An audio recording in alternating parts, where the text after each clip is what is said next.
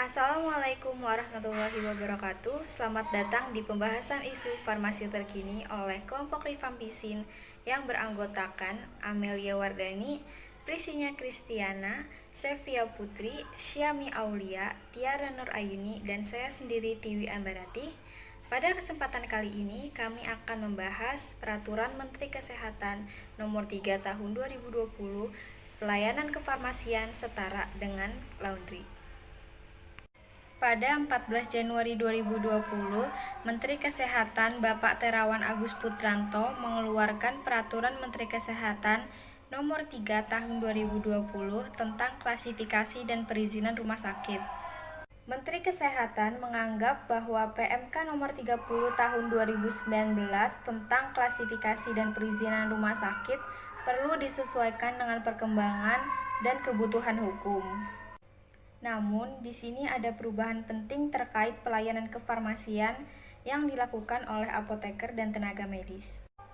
Sementara itu, medis adalah segala sesuatu yang termasuk atau berhubungan dengan bidang kedokteran atau ilmu pengobatan, sedangkan non-medis adalah segala sesuatu yang tidak berhubungan dengan ilmu pengobatan atau bidang kedokteran. Kefarmasian adalah segala sesuatu yang berhubungan dengan farmasi dan ilmu pengobatan. Maka dari itu, farmasi sangat berhubungan erat dengan ilmu pengobatan dan bidang kedokteran yang termasuk ke dalam tenaga medis. Jadi beberapa perubahannya itu antara lain pada PMK nomor 30 tahun 2019 pasal 10 ayat 4 yang berisi pelayanan penunjang medik lain meliputi pelayanan sterilisasi yang tersentral, pelayanan daras, gizi, rekam medik, dan farmasi sesuai ketentuan perundang-undangan. Sedangkan pada tahun 2020 menjadi pasal 10 yang berisi pelayanan non-medik terdiri atas pelayanan farmasi, pelayanan laundry atau binatu, pengolahan makanan atau gizi, pemeliharaan sarana, prasarana, dan alat kesehatan, informasi dan komunikasi, pemulasaran jenazah, dan pelayanan non-medik lainnya.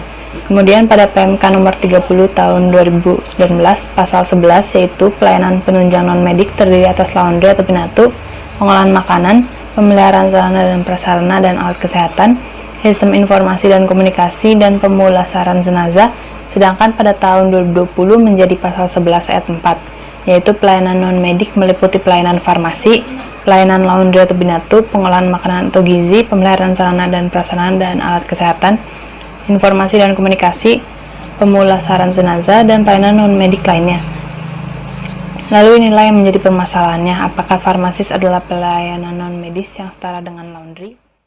Nah, lalu apakah benar pelayanan farmasi disetarakan dengan laundry atau binatu? Dalam Peraturan Menteri Kesehatan Nomor 3 Tahun 2020 dipaparkan bahwa pelayanan kesehatan di rumah sakit terdiri dari 3, yaitu pelayanan medik, pelayanan non-medik, serta keperawatan dan kebidanan.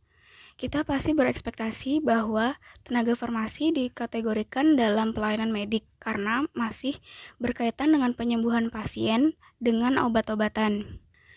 Namun ternyata pelayanan non-medik dalam Permenkes tersebut meliputi pelayanan farmasi, pelayanan laundry, pengelolaan makanan atau gizi, pemeliharaan sarana prasarana dan alat kesehatan, informasi dan komunikasi, pemulasaran jenazah, dan non-medik lainnya yang tidak dijelaskan.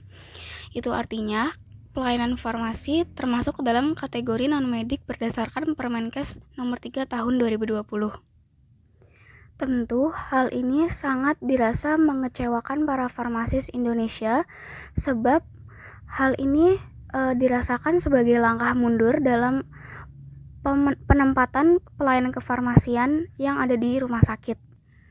Sebab farmasis di rumah sakit menjamin proses pemulihan, perawatan, dan kesembuhan pasien. Artinya, peran apoteker atau farmasis di rumah sakit sangatlah vital.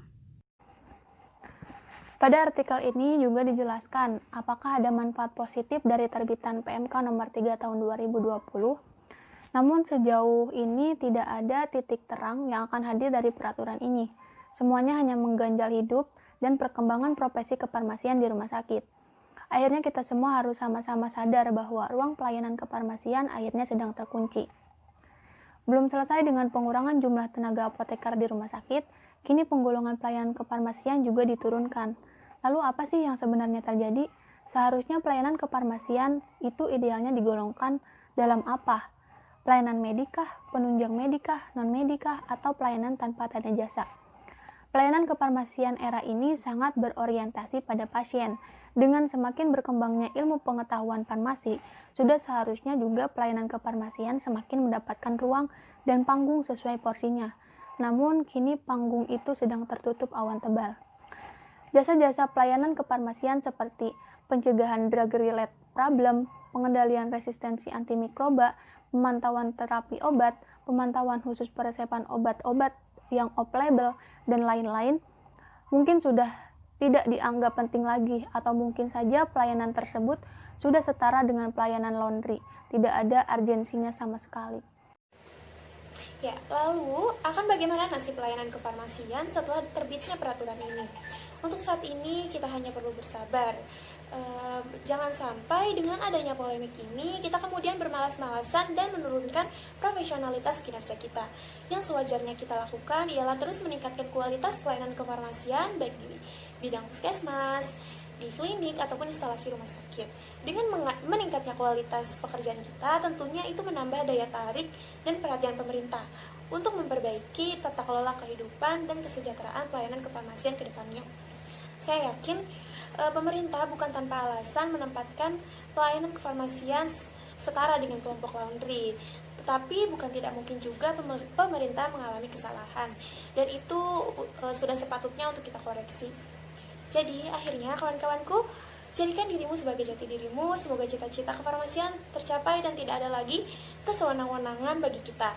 Teruslah melakukan pengkajian dan sekali-kali memukul pemerintah dengan kerja keras dan data yang matang bahwa pemerintah telah salah dan lalai menempatkan pelayanan kefarmasian sebagai pelayanan non-medik.